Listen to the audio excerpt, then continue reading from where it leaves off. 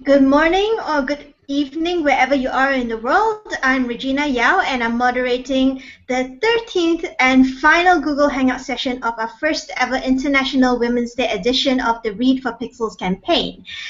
Through Read for Pixels, the Pixel Project is collaborating with 13 award-winning best-selling female authors to raise awareness about violence against women and to raise funds towards the Celebrity Male Role Model Pixel Reveal campaign, which aims to raise $1 million to be shared between the USA's National Coalition Against Domestic Violence and the Pixel Project to keep our respective efforts to end violence against women alive and kicking. We'll be telling you a little bit more about the Read for Pixels fundraiser, which has lots and lots and lots of exclusive author goodies a little later in the session. And you can find out more about the Pixel Project and violence against women by visiting www.thepixelproject.net. We have a very, very special guest today. We are going to have a reading and a live discussion and Q&A session with international best-selling author Lauren Beukes, whose critically acclaimed books include The Shining Girls and Broken Monsters. Hey, Lauren. Hey, thanks so much for having me and for putting up with all my technical issues. So before we begin the reading, just let you know that Lauren has generously donated some really, really cool stuff to the stash of author goodies that we have up as perks for donors at the Read for Pixels Indiegogo fundraising page, including a chance to be immortalized as a minor character in her next book or comic book, and that's been claimed by the very awesome Mark Roy, who donated $1,000 to the fundraiser. Yay, Mark! What's still available is the South African edition of Broken Monsters, signed by Lauren and cover designer Joey Hi-Fi, and that's still available for just a $75 donation. So please give generously. All funds go towards the Celebrity Male Role Model Pixel Reveal campaign to help end violence against women. And I'll hand it over to Lauren now because she's going to read something from one of her books. Lauren, which book are you going to be reading from? I'm reading from Broken Monsters. I was going to read the first chapter, but I realized there's probably big trigger warnings there, so I'm just looking for a different chapter to read, which still has something in it. Okay, I'm going to read a chapter about Detroit, which basically, Broken Monsters is set in Detroit. It's a novel about art and broken people and the monsters within and how we find a way to live with them, and these ideas about Detroit as a ruined city. So this is a chapter where there's a journalist who goes around basically to see all the different sides of Detroit. I was trying to get under the skin of the cliches. 2 weeks in Detroit already and you haven't done the pack-out plant? Jen teases him. Just what kind of out-of-towner journalist are you? I spent most of the time getting drunk, Jono retorts, which makes it sound like he was out partying, instead of holed up in the studio apartment, easy walking distance to downtown, that he rented from a web designer on air vacancy for 2 weeks. The plan was to get the lay of the land, buy a car, find a more permanent place to live, maybe take a bartending job, meet cool people, and start his brand new life. His host had diligently left a pile of city guides and local newspapers on the table, but he couldn't face the Detroit Institute of Art or hip Corktown, and then when he went for a walk, he got as far as the liquor store and scuttled back. He needed an adjustment period. He needed to fortify himself. Once he got as far as the French restaurant adjoining the lobby downstairs, where they were showing Fellini movies with subtitles. He drank 8 martinis, and the cute waitress who might have been interested in him before he got sloppy drunk had to help him into the elevator. This is grief.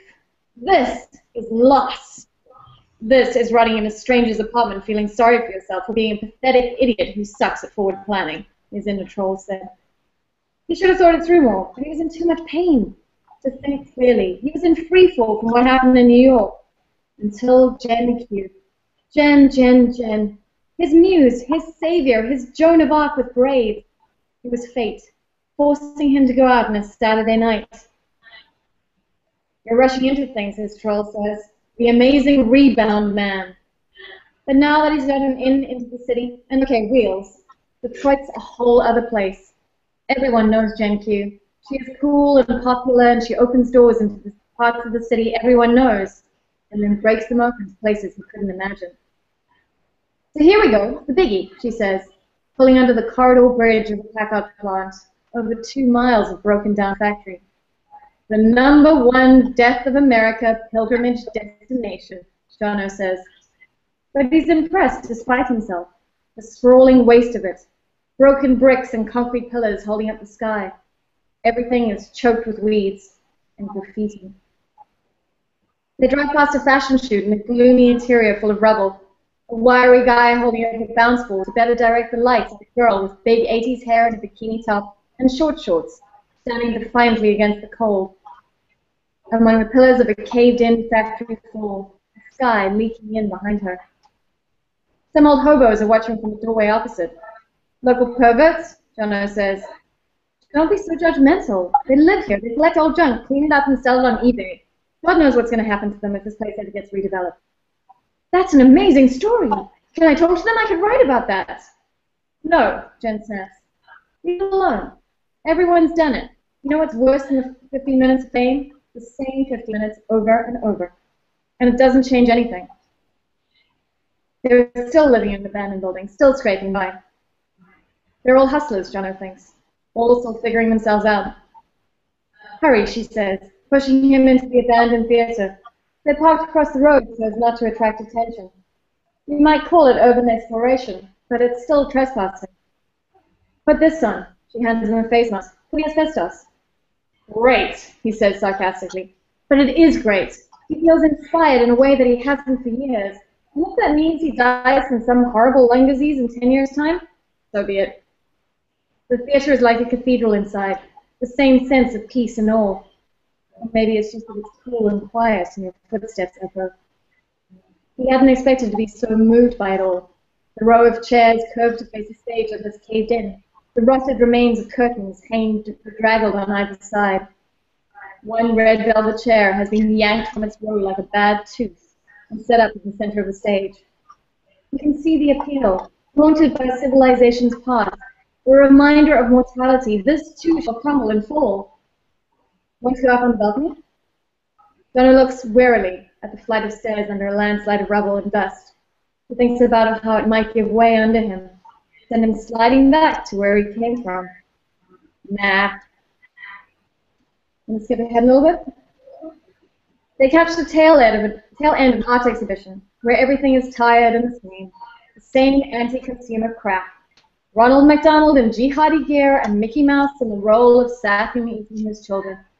A gumball machine marked reality check dispenses candy shaped like the red pills in the Matrix. Cute, he says. However did they come up with that?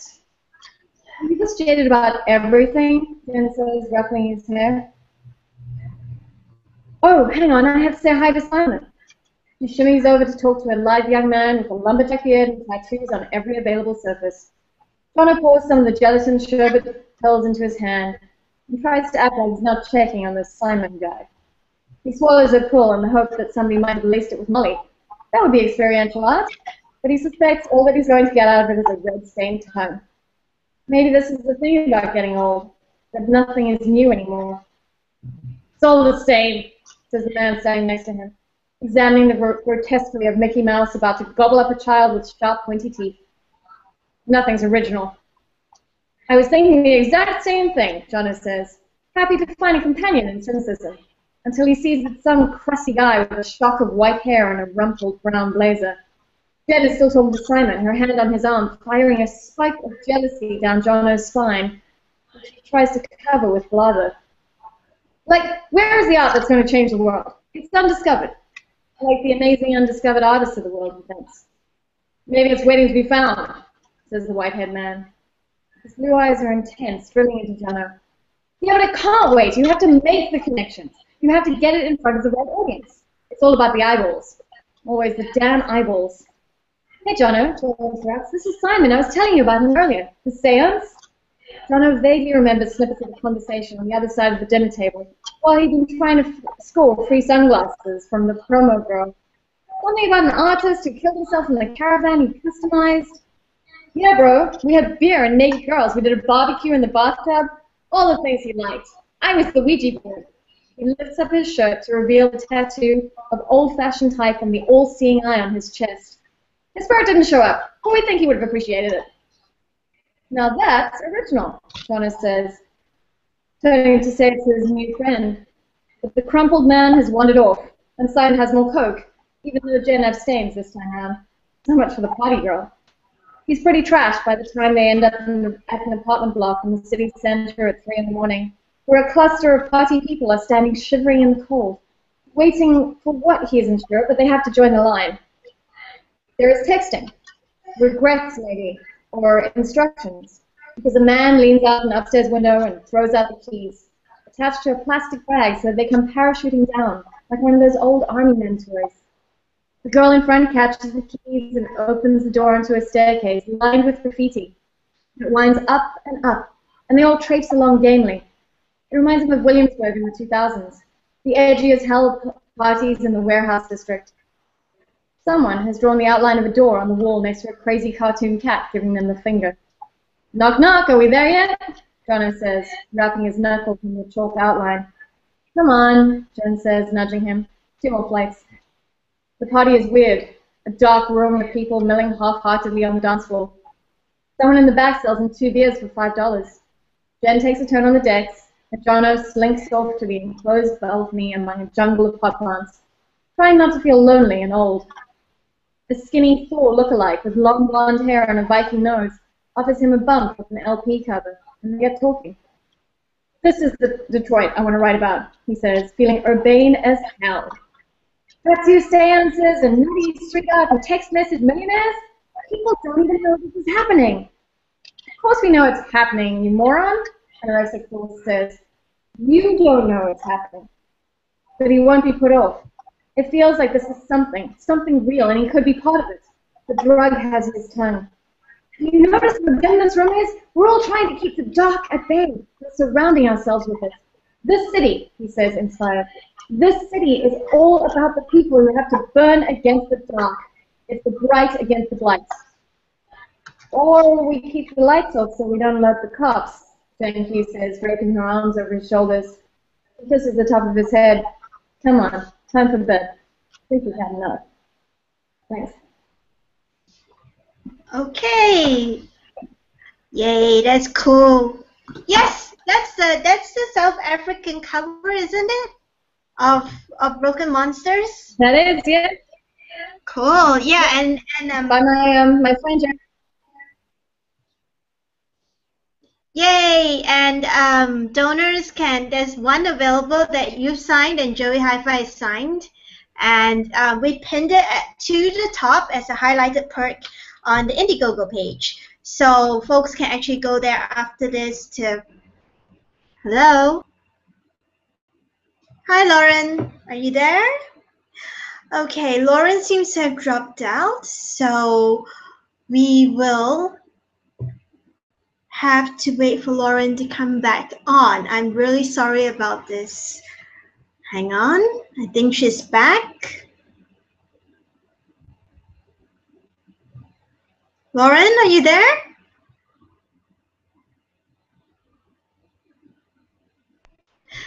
Once again, apologies. Lauren has been having internet connection issues today, and she is going to try to get back in.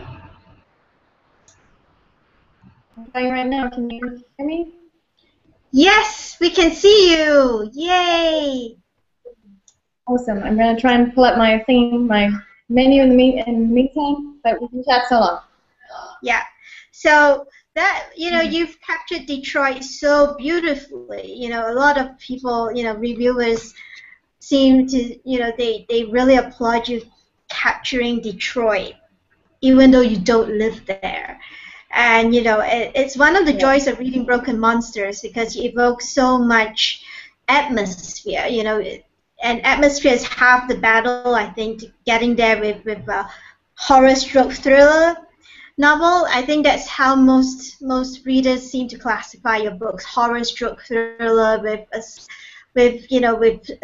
supernatural elements, or maybe we would call them paranormal elements thrown in. Yep. Yeah. So I've heard it described. Okay, so that sort of leads us to our first question, which is your novels, The Shining Girls and Broken Monsters, for example, have been classified as horror stroke thriller and have their fair share of violence in them, a lot of which is violence against women, especially The Shining Girls, because that's about a serial killer who goes after women with huge potential and he kills them off, and yeah, kind of a nightmare scenario there, and really directly addresses violence against women. And what inspired this theme in your stories, and why do you want to tell these stories? With The Shining Girls, I wanted to address violence head on. I wanted to look at everything which is wrong with society and the way that we talk about violence. The fact that we often tell stories of violence from the killer's perspective, and it's not about who the woman was. It's about what was done to her. She becomes a bloody puzzle. She becomes an empty vessel. She's a pretty horse. You know, ideally she's blonde and beautiful, and her dress is like, you know, hitched up just above the thigh, and one high heel is lying on the side, and or you got her, you know, her naked limbs hanging out of like the car trunk, and it's just it's this horrible cliche. And I think especially coming from a country like South Africa, where violence against women is so real and so horrific, and the statistics are just awful. And I have people in my life who have been affected by violence against women. I mean, I know was murdered. And I just wanted to get at the reality of what it means when you lose a person, and to make the woman as real as possible. So it is a story about violence, and it is quite gruesome because I wanted to confront you with the reality of what violence is. That it's not sexy, that it's not something that you are complicit in, that it is horrifying and devastating. And most of the accounts are written from the victim's perspective, and you feel them, and you feel the life that is lost. Yeah, I mean, what's striking about The Shining Girls is that all the girls that the killer went after are women and girls with huge potential. They could have been somebody in their lifetimes if they hadn't been killed. And you're almost cheering when one of his, you know, the only victim who survived turns the tables on him and hunts him back. And you know, it's all violent and all, but you know, you've made it's a very strong point there, because you know, you talked about the blonde victim, and you know, Joss Whedon also took that, you know, earlier on he took that trope and turned it on his head and created Buffy, because you know, he too got fed up of the stereotypical, you know, this tiny woman with blonde hair gets, you know, is the first one who gets killed in any horror story or thriller or, you know, victim. And I think what you did was take the next step after Joss, because Joss created Buffy, I think, in 1996.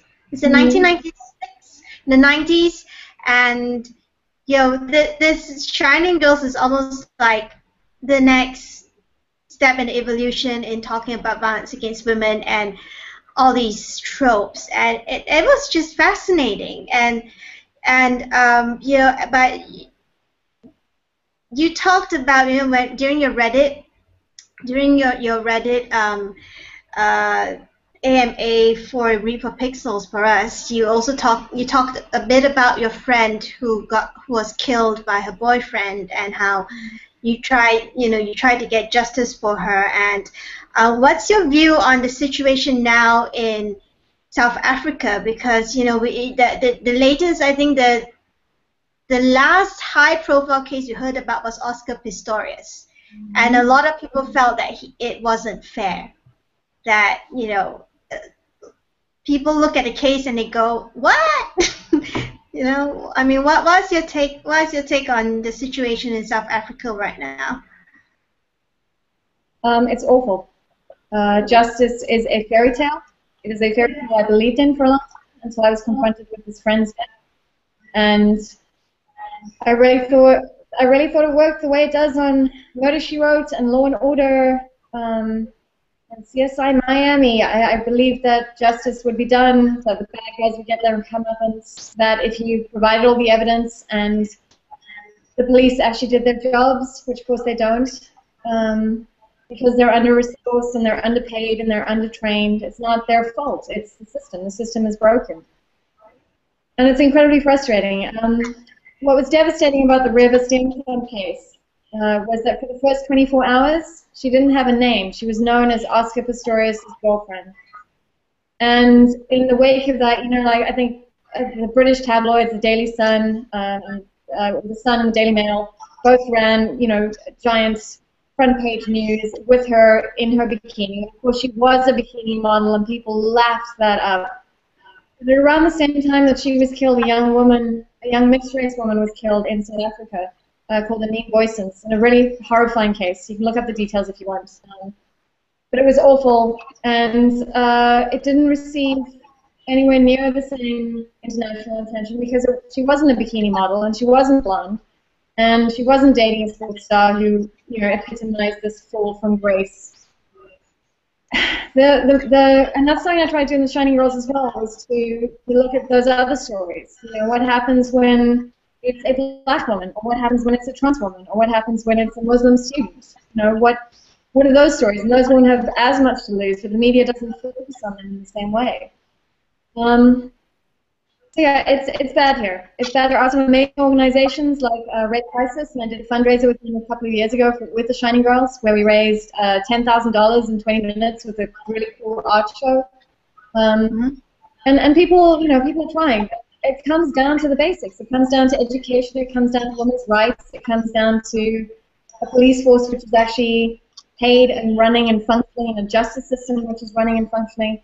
And those are social problems that are universal in many different countries, including the US, including the UK.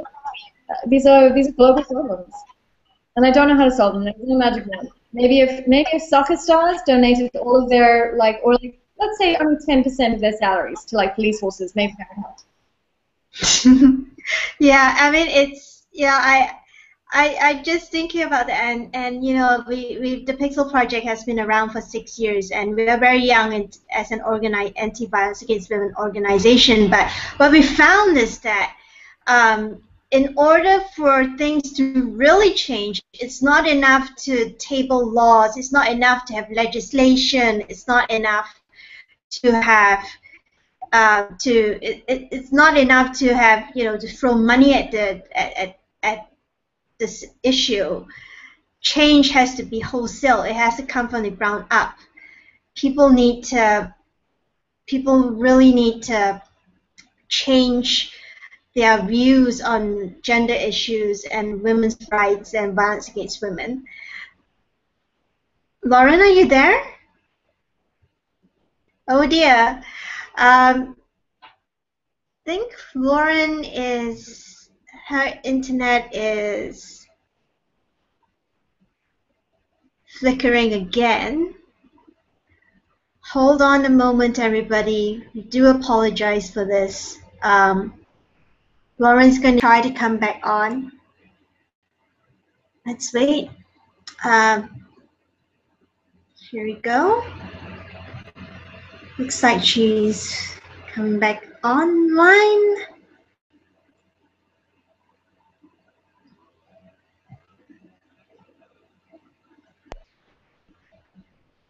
I don't know what is going on here.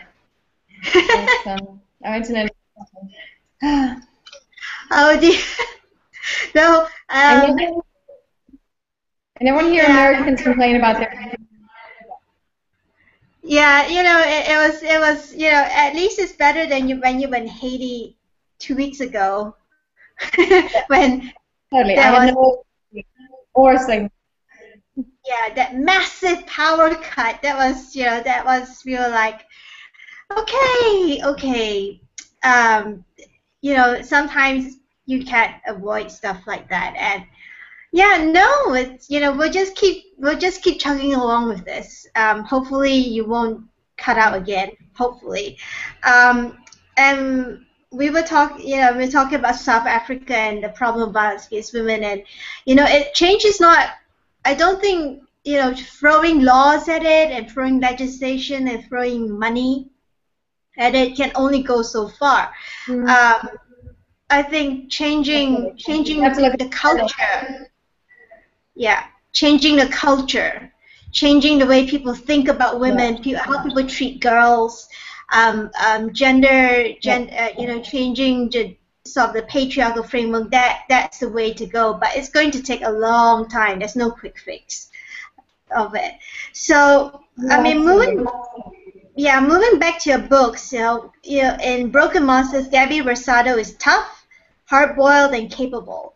What inspired you to write such a strong-minded character? And she's a female character, and we usually see there's a whole stereotype. We'll probably talk about this, about strong female characters in inverted commas, and just about every author that we've talked to who have come on Read for Pixels, they all have different views on it, but many female authors, they get a little bit annoyed with the term because it's shoving us into stereotypes. So what inspired you to write Gabby, and what's your definition of open and close inverted commas, strong female character? It's a character who actually has some personality, who has problems in her life, that is trying to resolve them, who's trying to be better than her circumstances and better than she's been before. It's someone interesting. That's a strong character, whether it's male or female. We never say strong male characters. It's ridiculous. She could be the class clown, or she could be a cheerleader, or she could be, in Gabby Rosado's case, a single mom who's dealing with a divorce and is trying to be a career woman and a detective in one of the toughest homicide units in the whole of America, and deal with her really troublesome teenage daughter at the same time, and try and maintain all of those relationships. And it's about creating someone who's human, who has to deal with real issues, who doesn't always do the right thing, who struggles, but you kind of want to be on their side, and you want to see them fight through it. Or if that's not to say a strong character has to be good. You can have a really awful character as well, in which case it's quite fun to ride along with them and hope that they fail and crash and burn. Yeah, and I think the personalities are. Sorry? I was going to say, the cliche of strong female characters is that they have. Ooh. The tradition of strong female characters is that the best.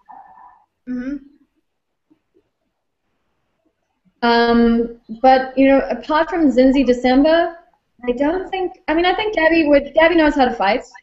She's a trained cop. But most of my characters, they're not going to be fighting people in stilettos and blasting bad guys and playing Lara Croft and jumping off buildings and fighting off werewolves. It's just not going to happen. I think they're much more interesting because they're vulnerable. Because in my book Zoo City, Zinzi December gets confronted by a street kid with a screwdriver.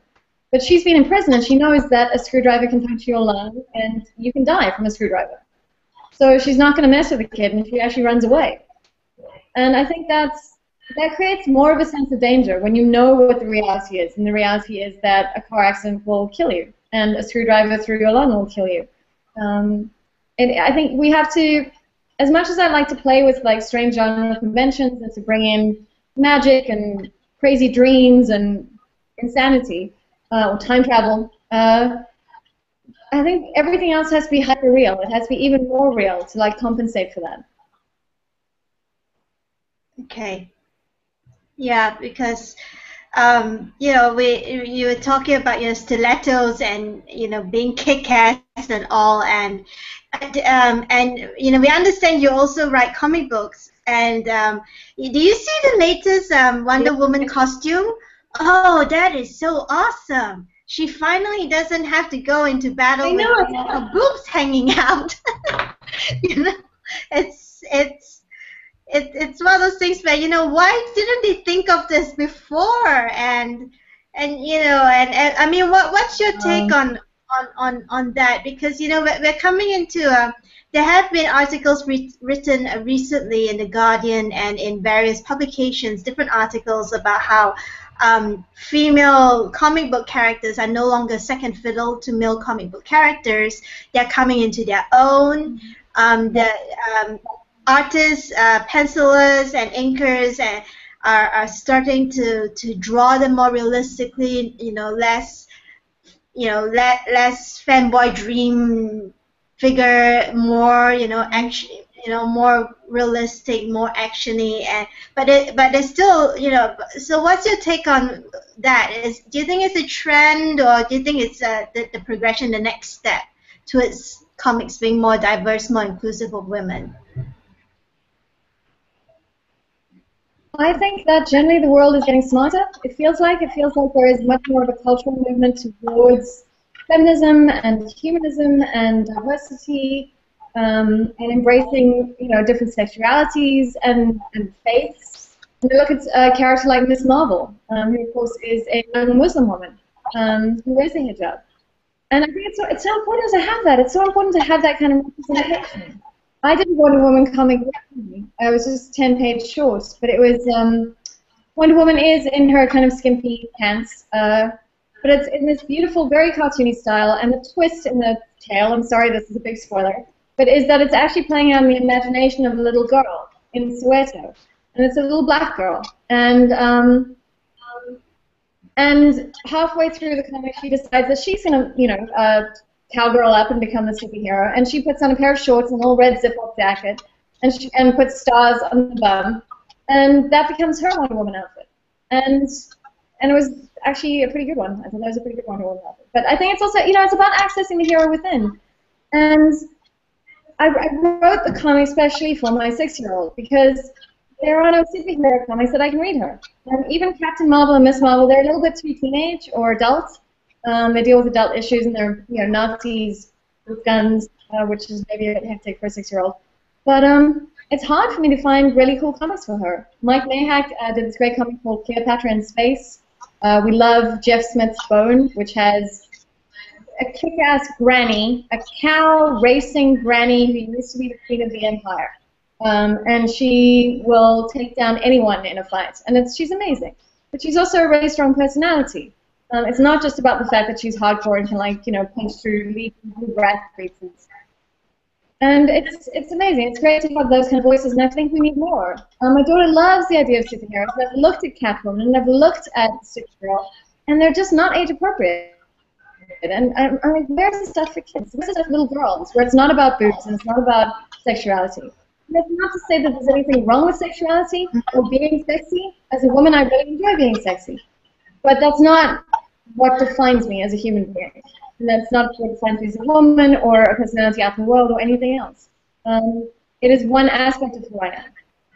And it's also under my control, which I think is incredibly important. Yeah. So maybe there's a day when one does want to go out. So when we talk about age-appropriate materials, one of the things that we've noticed as well is that with young adult books, there are more. Someone has coined a phrase on Tumblr and called it the Hermione effect. When she talked about how lately in the last 10 years we've had Katniss Everdeen, we've had Tris from Divergent, we've had a whole bunch of really interesting, well-rounded female characters in young adult books. And young adult is one category where whereby women are on the ascendant. Women writers, there are loads of women writers writing young adult books, and aside from comic books, two interlinking questions here. One, what do you think of the Hermione effect? And two, would you write a young adult book? I would. Well, I mean, I think the Hermione effect is really interesting. I think we certainly have been seeing a slant more that way. I think it is just a natural progression, and I think it also reflects that, women buy more books, girls buy more books. I think women make up, I don't know what the stats are, but it's something like 56% of books are bought by women. And we still see crazy review slants in major literary papers and magazines where they mainly review books by men. So But I think that's right. We need some girl heroes, and I would love to write a YA. That'd be absolutely amazing. It'd be really cool. I used to write kid shows for Disney UK, and we always made sure that we had really great girl characters, and that they weren't just defined by being the only girl, or being the pretty one, or the girl one. If you look at Smurfs, there's Grumpy Smurf, and there's Vanity Smurf, and there's Papa Smurf, and then there's Smurfette, who is Girl Smurf. And that is her only defining feature, is that she is a girl. And it's like, gender is not a definition of who you are, by any means, especially when gender is so fluid.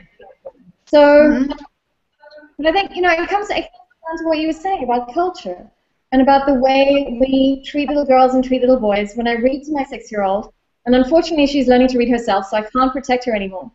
But whenever I would come to a description of the princess, it would always be a pretty princess. Even if she was a kick-ass princess, who was going to go run away with the dragon. So I would add the words, whenever I saw the word pretty, I would add the words, or beautiful, I would add the words, she was beautiful and brave and kind and funny and smart. But now my daughter's learning to read for herself, and she'll see that those words are not on the page. And that being beautiful is the most important thing in the world, and the only thing which should matter for a girl. And I also think about, there's a recent image circulating.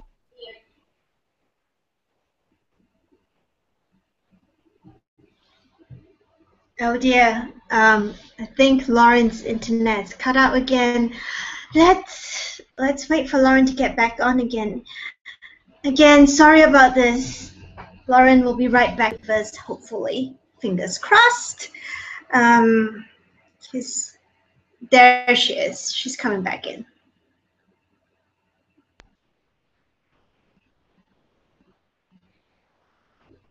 Hello, Lauren?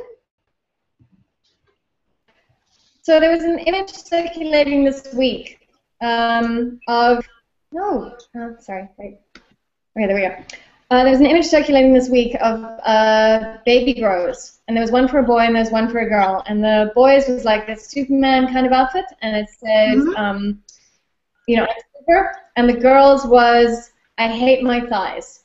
So you're gonna tell a freaking baby. I saw that. It's just horrendous. And I thought, why? I actually looked at it and I thought, why? I don't know. Maybe it's a exclusive. Maybe it's a very American thing to put that type of. I don't know, because that looks like it came from the U.S. I think it was in the U.S. and I haven't seen that elsewhere. And why would you put that on a onesie? Why can't you just put Tigger the Tiger or I don't know, something, something age appropriate and.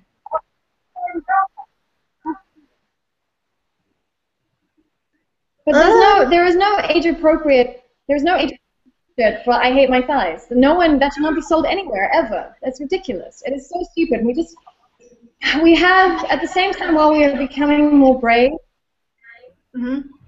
and I feel like we are slanting more and more diverse and more aware of issues, and listening to women's voices and putting female heroes forward.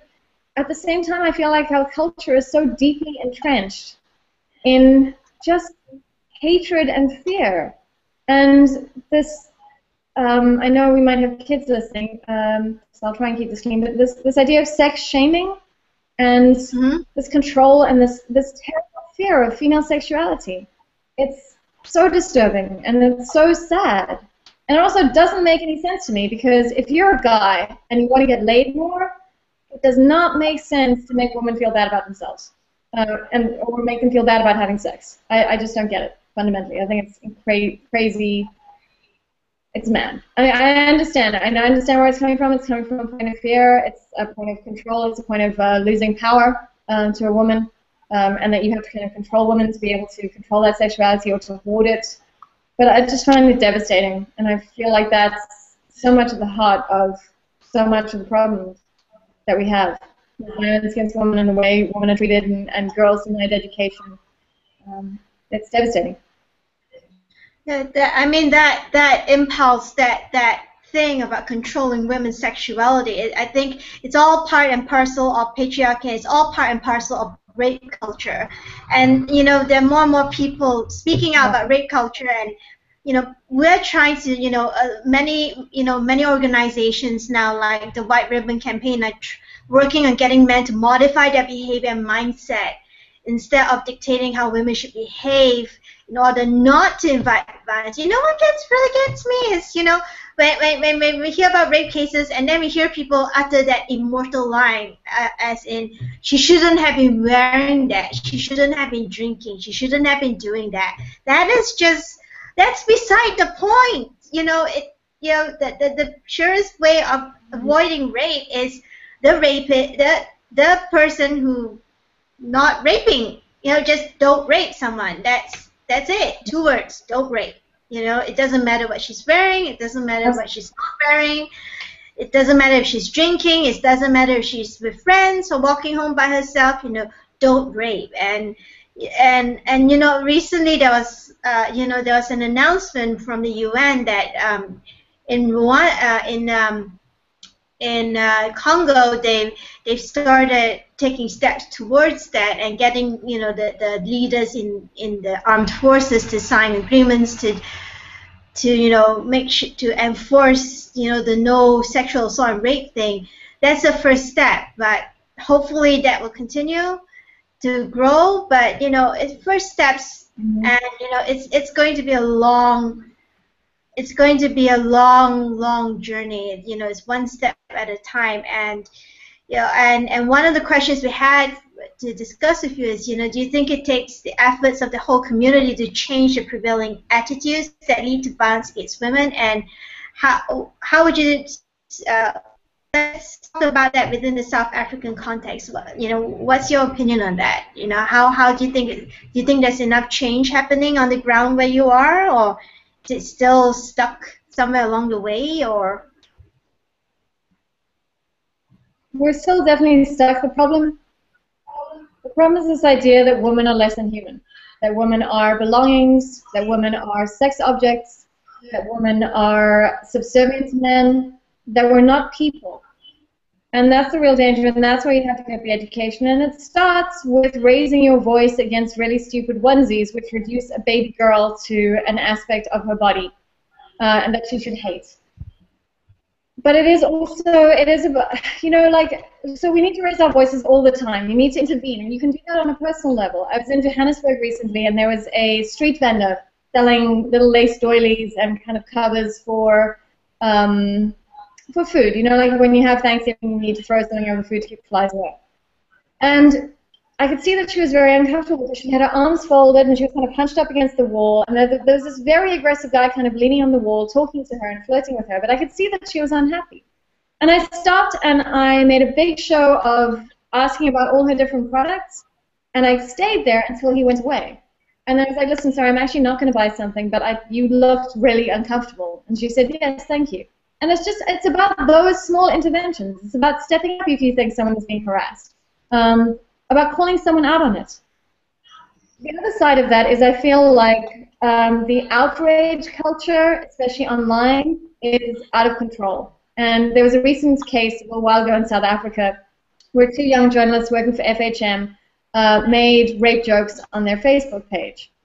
And that's not okay, and it was incredibly stupid and insensitive, especially, on a public space in social media. And they didn't apologize for it. Their attitude was like, well, screw you guys. It was just a joke. Take a joke. And they ended up getting fired from their jobs. And the whole of the internet, South African internet, rose up and condemned them. And then everyone was patting themselves on the back afterwards because we've solved rape. And it's like, we haven't solved anything. We got 2 guys fired.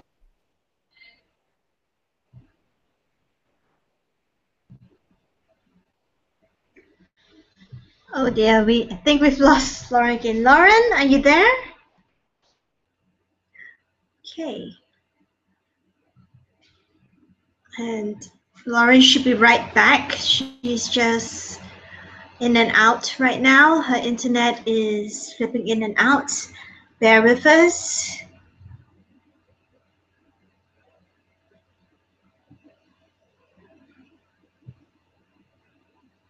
Hello, Lauren. There she is.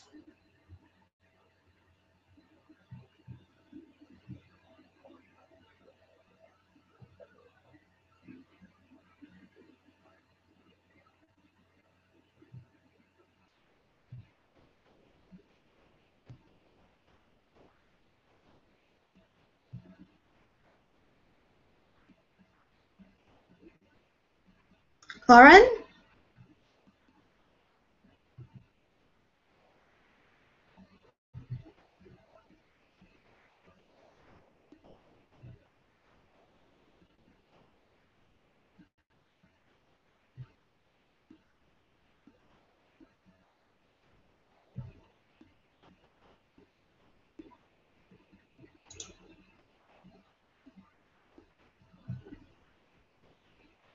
Lauren?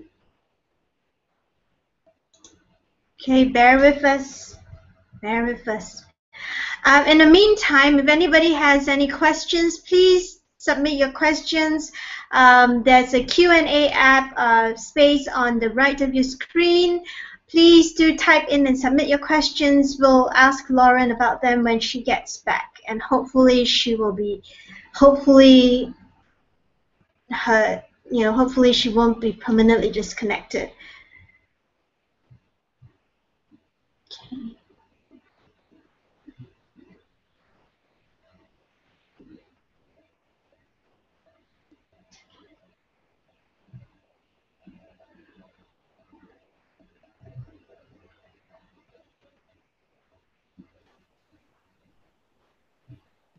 Can you hear me? Hi.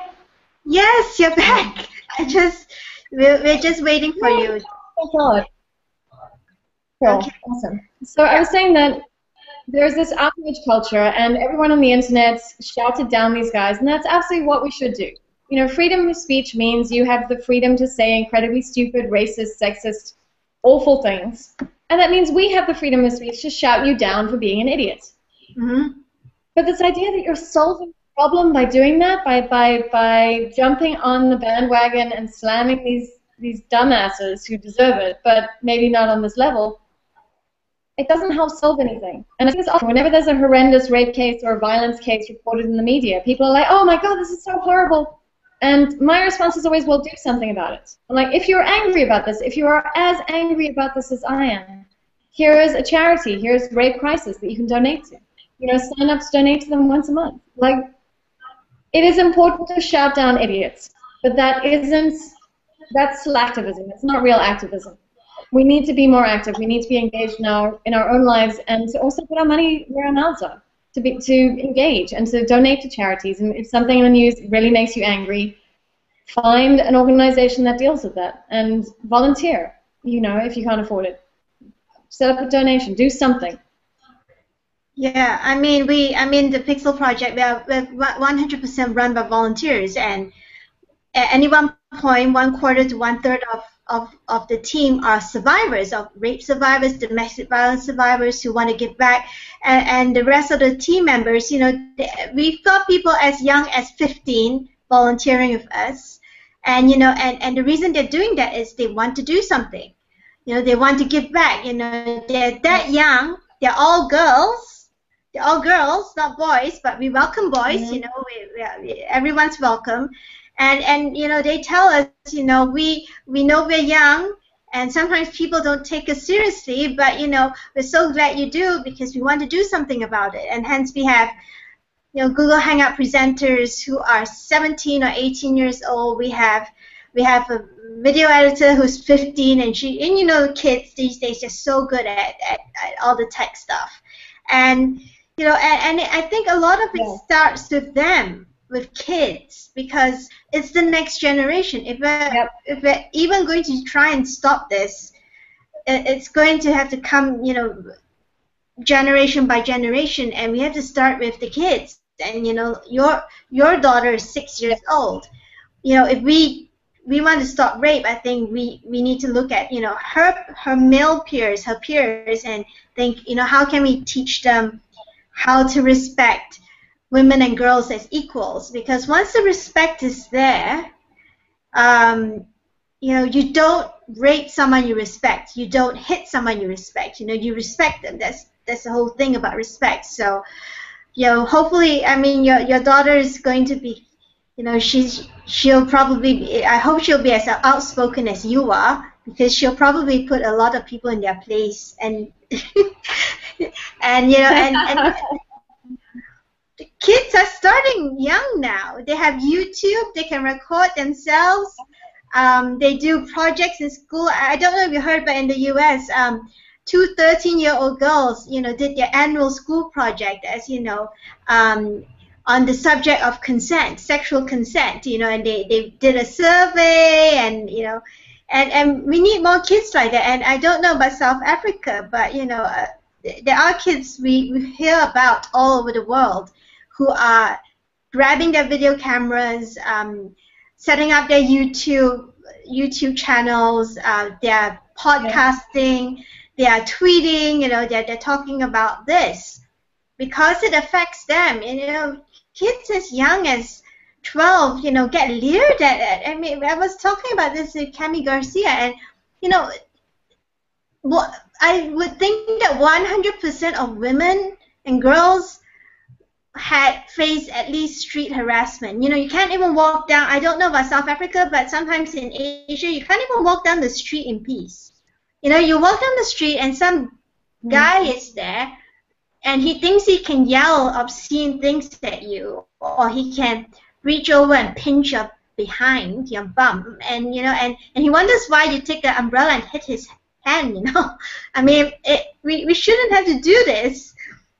We shouldn't have to. I don't know about South Africa, but I keep telling my peer, my counterpart in India, because we're partnered with Breakthrough in India, and and women are carrying safety pins to jab errant hands. We're taught to carry heavy handbags, to whack someone if they try anything funny. We carry umbrellas to whack them. And we're taught to do that by our elders, by our aunts and moms and teachers. And I mean, what's it like in South Africa? Is it the same thing? Do you not be able to walk down the street without someone yelling something, usually a man yelling something, even kids shouldn't hear at you? Yep. No, definitely. It happens all the time. I remember my brother told me off when I first moved to Cape Town, and I yelled at someone who, leered at me. And he was like, "You've actually got to be really careful because there are gangsters down here as well." And that becomes a whole other thing, like when you can't actually confront someone about what they're doing because they might hurt you, which is even worse. And I think there is always a fear with poor women. As much as we like to think that, oh, well, it's just compliments and like, I feel so much better now. It's not. Every time there is part of you which is like, oh God, is this going to lead to? I was just going to the bank, and now either I'm going to have a confrontation with you, or I'm going to ignore you, but then feel bad afterwards. It is such an invasion. It's just awful. But it happens. It happens a lot here, and and it scales up from that. From that to we have a plague of pregnant schoolgirls, and a lot of them have sugar daddies, and the sugar daddies wait outside the poorest schools in their BMWs and their Mercedes to pick up the schoolgirls and like take them off and buy them things, and sometimes the parents are complicit. And it's the nature of poverty, it's the nature of desperation, it's the nature of women being sidelined and being treated as property, as being treated as second-class citizens. And the same with girls. Some families have just come from Haiti, and they have a major problem with education there because a family will often only be able to send one child to school because they can't afford it, and that's the boy child. The boys get sent to school, and the girls just kind of fall behind and end up becoming mothers, and that's fine. But if you want more than that for your life, you should have that choice. Yeah, totally. And and that's where child marriages come in to the picture, because in many countries, if you're poor, you get if you're poor and if your family is poor and you're a girl, if they can't send you to school, they're going to get you married off because the bride price is adds to the family's coffers. And the activists and advocates are focused on stopping child marriage. They're focused on the economics because it's down to economics again. It's and it's a vicious circle. If you don't educate, girls, they can't get empowered. and when they're not empowered, when they can't read, when they can't do their sums, when they don't know how to start a business, they remain, they remain under the control of their husbands or their boyfriends. And Nicholas Kristof, the New York Times journalist who focuses a lot on violence against women, he told me this story about how he was in Kenya, and this woman was being beaten up. She was facing domestic violence at home, and her husband was a no good layabout. And then she just, she was very good at making lace, and then she got a little bit of seed funding, and then she started a business selling her lace doilies and lace for clothes and all. And in the end, she ended up employing all the women around her, in a sort of co-op situation, and then her husband ended up being employed by her. So he had to deliver the lace to the market, and because she had economic power, he couldn't beat her anymore because she's the one holding the purse strings. I'm sorry to say that, sometimes a lot of times money talks, and being able to earn and be independent is, I think, the key to, one of the keys to stopping violence against women. But the girls aren't going to get that if, they're getting picked up by sugar daddies and they're not completing their educations. And that's terrible with the sugar daddy thing. I mean, is it everywhere in South Africa? All the schools? It's in. Well, no, it's not most schools. It's a lot of poor schools, especially in the urban areas in Johannesburg and outside of Cape Town. Like we've had many incidences of teachers in poor schools, and probably rich schools as well, but mainly poor schools, teachers sleeping with the students, raping. I'm sorry, I should say rape because they're underage. And they rape the girls, and the teachers get them pregnant. So you don't even have these people who are supposed to be your caretakers and your guardians. They're the ones, perpetrating the crime. It's terrible. It's not completely widespread, and there's a lot of good here as well. I don't want to make it seem like we're a disaster zone. But there's a lot of bad stuff which happens, and it comes down to this idea that women are not people and girls don't matter, and women are sexual objects and they're there to service male desire. And it's just tragic. I think education is the most important thing. Education gives you choice, and feminism is fundamentally about choice, to live your life however you want. And if that means you become a stay-at-home mom and get a boob job and wear a burqa, that's up to you. That is your choice. Yeah, that's, feminism is, people often misunderstand feminism because they think that, I hate the term feminazi, really do, because we're not, we're all about equality, justice, and choice. And, there's been so many kerfuffles recently within feminism, from Patricia Arquette's not, her boo-boo, her not boo-boo, but she didn't phrase herself properly at the Academy Awards, and there's all the ongoing internal strife in feminism. But I think what people lose sight of is that feminism is all about, it's all about gender equality. It's all about getting justice for all the horrors, atrocities perpetuated against women who simply for being born women. And it's also about giving women choice and creating a more equitable world. And that message kind of gets lost sometimes. And that's recently. There's in the last couple of years there've been these movements where young women go, I'm not a feminist. I don't support feminism because, or I'm against feminism because. And what would you say? And they do it very publicly. They do it on Instagram. They do it on BuzzFeed. They hold up signs, pictures on themselves saying, I don't support feminists. I'm not a feminist because. And what would you say to these young women? I mean, they're in their teens and early 20s. What would you say to them if you could sit down with them? What would you tell them? When I was teaching journalism at the University of Cape Town, I had a young female student. I think she must have been about 20 years old. And she was very bubbly and vivacious. And she said, oh, you know, I don't believe in feminism. It's just so ridiculous.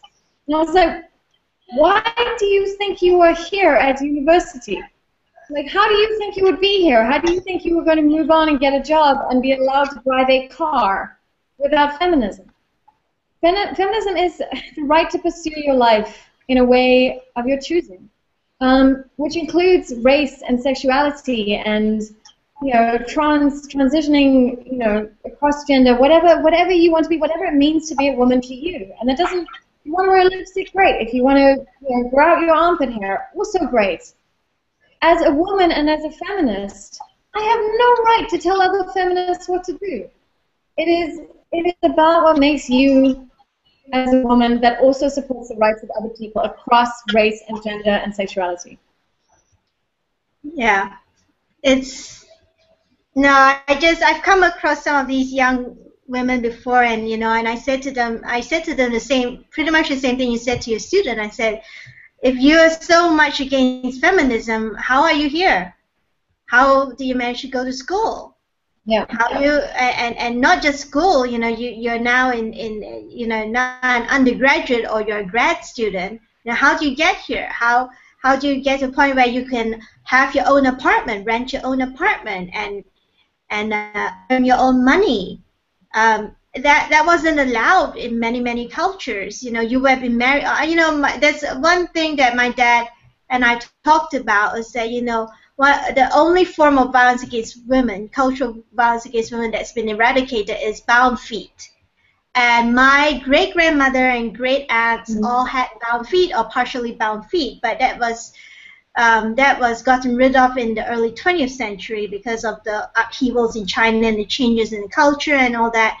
And you know, and you know, one day my dad just said, you know, you're so lucky because if you were born just 100 years before you were actually born, in the 1800s, you know, family would have bound your feet and married you off by age 15. The end. That is basically the be all and end all of your life. You know, you get to live the rest of your life in pain. Your education is at the whim of your grandfather, your father, whoever's the male head of the household. They can choose to educate you or not. But at the end of the day, you will be married off before you are 18. The end. We'll, you know, and you know, instead of, you know, going to grad school and telling dad what to do, I think he got angry with me at the time. You know, telling dad what to do, and you got to go grad school. And, you know, 100 years ago, and I think a lot of girls and young women don't realize that if it wasn't for, you know, I think the last 100 or so years it's accelerated. If it wasn't for the suffragettes, if it wasn't for, you know, all these women and feminists, women who fought for women's rights, they might not necessarily call themselves feminists, but they are feminists to the bone. You know, if it wasn't for Gloria Steinem, if it wasn't for, you know, all of these women, you know, we wouldn't be here. You know, we would, you know, girls would still have, you know, everywhere girls would still be at home. You know, in some countries they still are. In some countries they're still, you know, they're still married off very early. They're still not given educations. Countries like Afghanistan and Pakistan and parts of India, and you know, but as a whole, you know, I you know, like you said, I have no patience with young women who say that they're not feminists because blah blah blah. But you know, going back to that, you know, we talked about comic books just now, and you know, geek culture in general. This is something, a theme that's been a recurring theme in our discussions with authors, because even if we don't bring it up, authors do. You know, geek culture in general, including science fiction and fantasy, has had its share of critics saying that it's still too male-dominated, despite a number of prominent female authors like yourself being well respected and well known. So as a female author, what do you think needs to be done to make geek culture as a whole, whether it's comics or gaming or books, more welcoming for women and girls?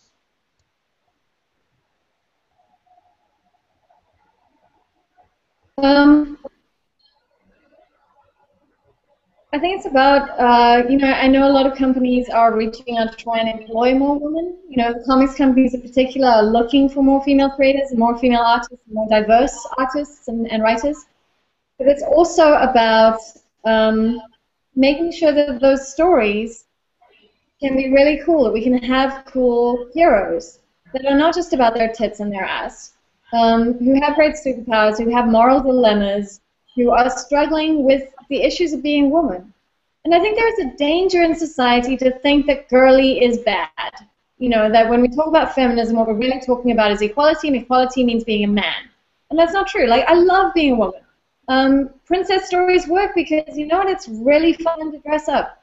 It's lovely to dress up. It's just, if that's the only thing that you're doing, that's the problem. It's the same with superheroes. If the only thing that is interesting about them is the fact that they have a boob window on their cleavage, that's not really a great hero. So I think it's about telling more interesting woman stories without pandering to, you know, she has to be super kick-ass and like super damaged. And also this ridiculous idea. I was talking to a friend of mine recently in Los Angeles about, she said she's seeing a lot of scripts as a producer, a lot of scripts with female characters where the defining moment for the female character was that she was raped. And that has made her into this kind of superhuman revenge force. And it's so ridiculous because rape is not the defining moment of your life.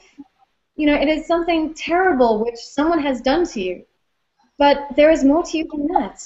And that's not, you know, which is not to say you shouldn't try and fight for justice or anything else, but like we are not defined by the things that are done to us. It's how we find a way to live with them. And I think we need to see more of those kinds of stories, and also stories where woman's sexuality is celebrated, where it's great that a woman has a sexual drive, and is feminine and enjoys that. Or, you know, I mean, that's not to say that femininity is the end of it either. You know, it is. We do have this gender spectrum, and that's amazing, and it's wonderful to see different characters play in those areas. I think one of the important things is make sure you don't just have one female character in the super team. You know, and then she's in the background, you know, with her ass turned towards us in the poster. That she actually gets some dialogue, and it's meaningful dialogue, and her character does something, and she's not just a sexy sidekick or the love interest. I think that's really important. It is creating these fully fledged people who are interesting, who can break our hearts, and that's what we need. Yeah, I mean, it's you know, what struck me lately in superhero movies is that there hasn't been yet been a successful superhero movie with a female character fronting it yet. It can happen. I think it will happen eventually, but we haven't. I mean, what was weird is that, you know, with the Avengers, like, why do we have all these? The entire team has just one woman, Black Widow, and it's directed by Joss Whedon, so we would think that he would add more female characters to it. And I just found that, I mean, I absolutely enjoyed those films, but you know, it's why, you know, you have to wonder why Joss Whedon only included Black Widow and not, you know, and not at least two or three other you know, women. I mean, I think the latest one will have I think the Scarlet Witch is coming is joining is coming in as one of the villains. But, you know, it's, don't you think it's weird, you know, with Joss Whedon at the helm and only one woman in the team? You know, well, I think that Hollywood is, I think Hollywood is monster, and Hollywood, you know, I mean, I see that with books and with comics, is that the marketing department gets involved, and with movies, it's even worse. You know, you've got the marketing department, you've got the producers, you've got a whole lot of dissenting voices, and as much as Joss Whedon might be a champion of feminism and strong female characters in all senses of the word as fully developed people, he's not God. He's not going to be able to like fight off the Hollywood machine to be able to do that kind of thing. But I do think we can vote with our money. You know, I think the fact that The Hunger Games has done so tremendously well at the box office, is maybe even more significant than the Hermione effect. 50 Shades of Grey, for all that it is a movie about a horrible, messed up, abusive relationship which activists the world over have decried, including people from the BDSM community, it is still a movie about female desire. And the fact that it's made a lot of money and the books have made a lot of money, hopefully will give us better versions of that, which do not depict abusive relationships as something romantic and aspirational. But yeah, I hope that there's more of that. I hope that we get more female directors, that we get more changing voices at the management levels, not just directors and scriptwriters, but people who will actually support those kind of things. And make a Wonder Woman toy, for Pete's sake. You know, we need girl toys. I need a Scarlett Johansson Avengers T-shirt. You know, I mean, we need female characters. We need the kids' clothing section to reflect superheroes on both sides. And kids want to do that. They want to be princesses, but they also want to be superheroes. Oh yeah, I mean, have you seen those cute pictures that have been circulating? Not recently, but there's one where the girls, the mom wanted to put them in tutus, the two little girls, but they wanted to be Batman, so they found a way to hybridize it. You know, they had tutu skirts, but in the colors of Batman and Robin, and their tops were Batman and Robin, and I thought that is so cool. You know, that's the way to do it. You know, self-expression right there. You know, and it doesn't matter if, you know, and you think about it, it's sort of like, you know, getting both masculine and feminine costumes together and making it their own and going, this is cool, I'm going to wear this. And they wore out for Halloween. And, you know, and I think recently there was an uncle who wore a dress to take his niece out to see Cinderella because she felt shy about wearing her princess costume, and he actually borrowed the dress, someone's prom dress, and they went out in public, you know, and he became an instant celebrity because, you know, most people are saying good for you, you know, you're showing the little girl that it doesn't matter.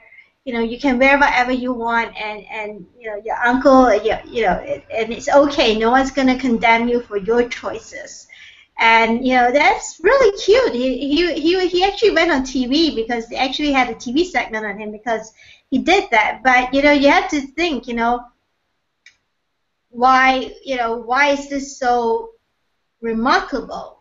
Because shouldn't adults, you know, both male and female, encourage girls to, you know, express themselves and have their own voices, have their own opinions, have their own styles, and you know, and geek culture helps a lot. I mean, I grew up as a geek. My father stuck Lord of the Rings into my hands, age 11, because I complained I was bored, and he goes, "Here you go, shoo, go read it," you know.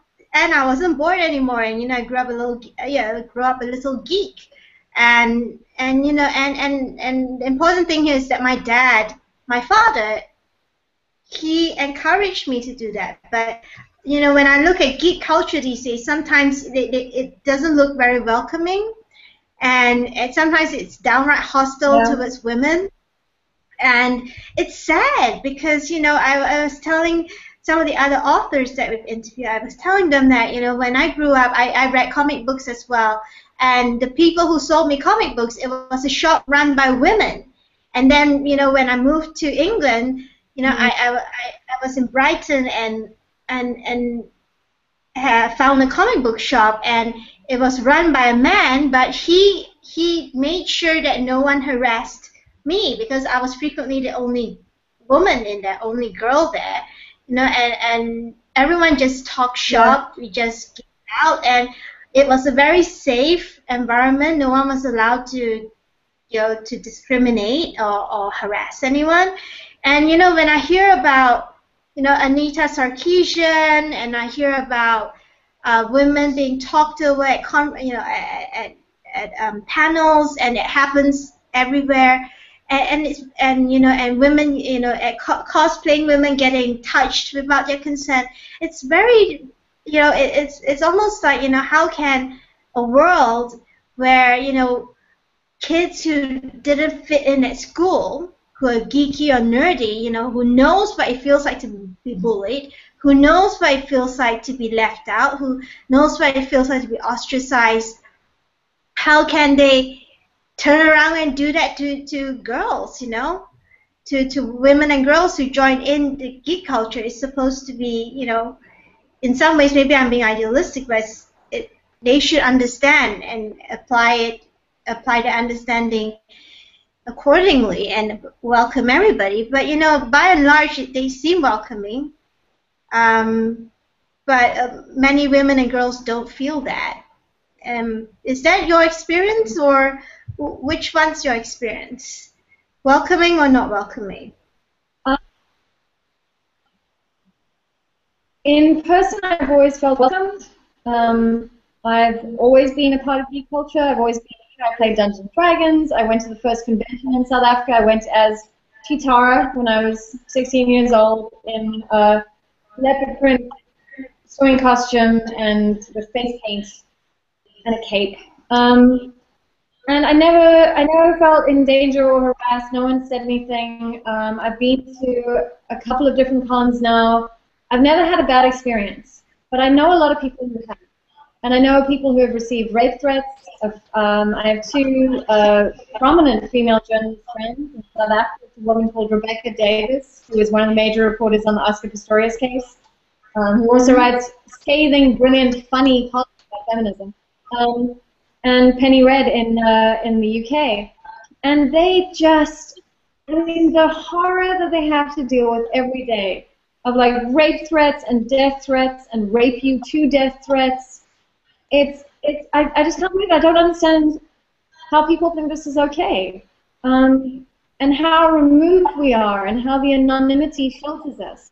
And of course, this is something I get into in Broken Monsters. As I look at online bullying, I look at sex shaming, I look at kind of this is a slight spoiler, but these cases in the States and Canada where young women have been drugged and raped or gang raped at high school parties, and then shamed on social media, where they've either successfully committed suicide or at least attempted it. And it's just devastating. And there is such a disconnect with online, and maybe there needs to be some way of showing accountability. But I think, again, it comes back to violence against women. Online bullying is the same thing, and it's dehumanizing. And it's the same with jocks and geeks, if you want to reduce it to that binary, is that male geeks who were ostracized, who were bullied, the people who were bullying them saw them as less than human. They saw them as something. They saw them as a geek. And that was a terrible thing to be in the world. But the worst thing to be in the world right now is female. That is the most despicable, low, degrading thing that you can be. I was reading a kid's book for girls the other day, which my daughter brought home from her school library. And the heroine won at the end by humiliating the monster by calling him a big girl's blouse. Because that's a horrible thing to call someone. It's a horrible thing to call someone a girl. Oh, you little girl, you cry like a girl, you scream like a girl, you throw like a girl. Girl is one of the worst swear words in our culture. It's worse than the C word, which I would say, but I know we might have kids. So it's horrible. I don't know how we live in a world where girl is one of the worst insults you can throw at someone. Anyway, so we got to wrap up soon. So final question, which is a kind of a cut them obvious question, but obviously putting stuff to violence against women is something that is really close to your heart, and you're so kindly supporting the Pixel Project and our Read for Pixels campaign. Can you tell us a little bit more about why you support our efforts? We reached out to you. We actually didn't know if you would say yes. We were crossing our fingers going, come on, Lauren, please say yes. And you did, and we were delighted. So can you tell us a little bit more about why you support our efforts? Well, I think, the fact that you are a volunteer organization, that you are fighting this fight against extraordinary odds to raise awareness, to counteract those horrible core cultural beliefs which happen. These ideas about what women and girls are and what is allowable to be able to do to them.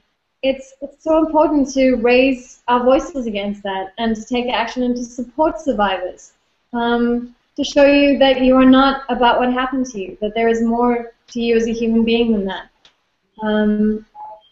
That we can survive, that we can come through things, that we are survivors. Yeah, I mean we've got something like that coming up in May for Mother's Day. Every year we have the Survivor Stories blog interview project, and you wouldn't believe the number of survivors that stories are pouring in. You know, they fill in a 6-question interview sheet that we put together for them to help them tell their stories in a way that others readers will be able to follow and understand and digest. And we've got, we only have 31 slots every year, and we get inundated with submissions because, all these are women who have faced some kind of gender-based violence. They've been through the worst of it. They pulled through on the other side. They come out on the other side fighting, and they want to tell survivors and victims who are still facing, still in the middle of the process, somewhere along the process of healing or getting out, that you can leave this alive. You can rebuild your life. You can have a much better life now after the violence than you had before. The violence is not the end of the world. It's what happens after you get out and after you survive it. Because the word survive is very powerful, because especially in domestic violence situations, I think the first 6 months to a year is the most, after the woman leaves, it's the most dangerous time.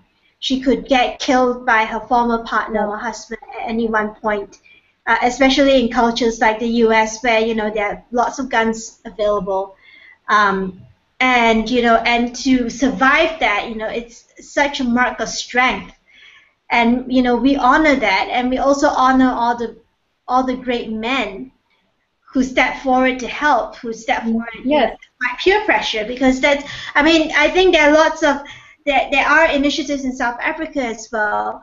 I think there's the White Ribbon Campaign. There's the South African branch as well, where trying to get good men to come out and say no to violence against women and to take action in their communities. And it's actually a very tall order. I mean, especially in very, very macho, patriarchal cultures like Asian cultures. I think many different African cultures are also very, very patriarchal, and it's a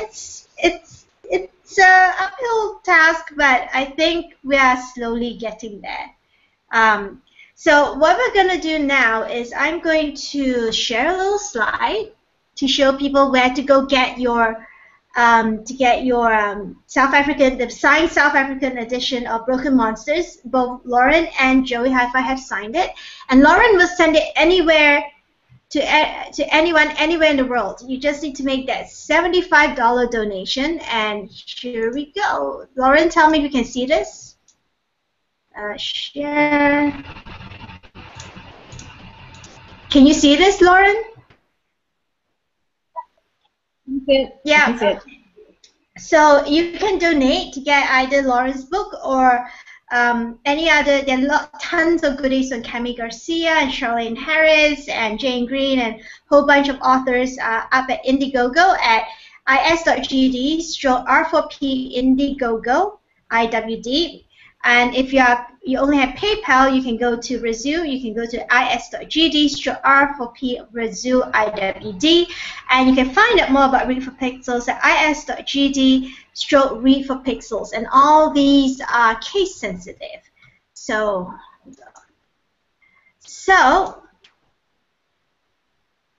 Lauren, yeah, here you go. So once again, to find out more about violence against women and what you can do about it, visit the Pixel Project's website at www.thepixelproject.net. And to find out more about the Celebrity Male Role Model Pixel Reveal campaign, please visit reveal.thepixelproject.net. Please donate generously. And now Lauren and I will say have a great day or good night wherever you are in the world. Back to Lauren. So everyone, bye. Bye. Thanks so much. Thanks for putting up with tech issues. Okay, hang on, Lauren. Hang on. Bye, everyone.